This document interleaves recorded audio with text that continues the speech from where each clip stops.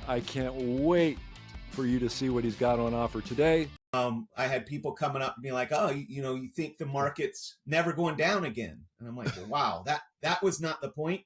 And some people are like, "You're an Apple bull. You think Apple's going up forever?" Other people are like, "You're crazy. Apple's not going up forever." And I'm like, some people thought it was a bearish Apple presentation. Some people thought it was a bullish Apple presentation.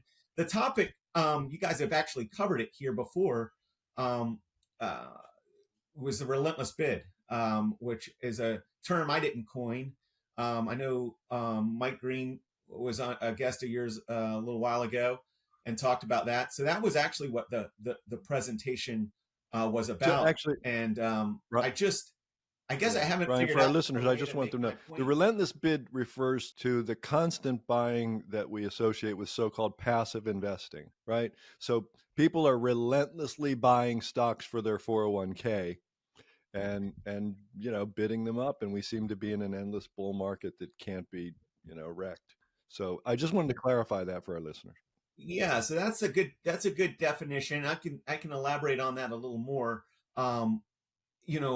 401ks and index funds in general, particularly the S&P 500 index, is not a equally weighted index. You buy more of the bigger stocks every time you put $100 in the S&P 500 index. I think Apple gets $7. And the Magnificent Seven get $35. So when you talk about people passively investing through their 401k, most of those dollars are going into S&P 500 linked indexes, and 35% of that is just going into 7 stocks. So what's interesting for guys like you and me is, what does this mean when we look at historic valuations? Because this relentless bid, in other words, passive 401k investors are kind of new to the market.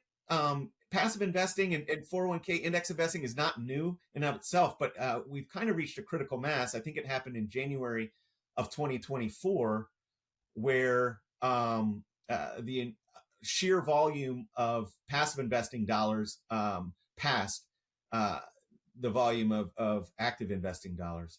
And I think that's a profound difference. And I haven't quite figured out what that means going forward, but that's an interesting topic.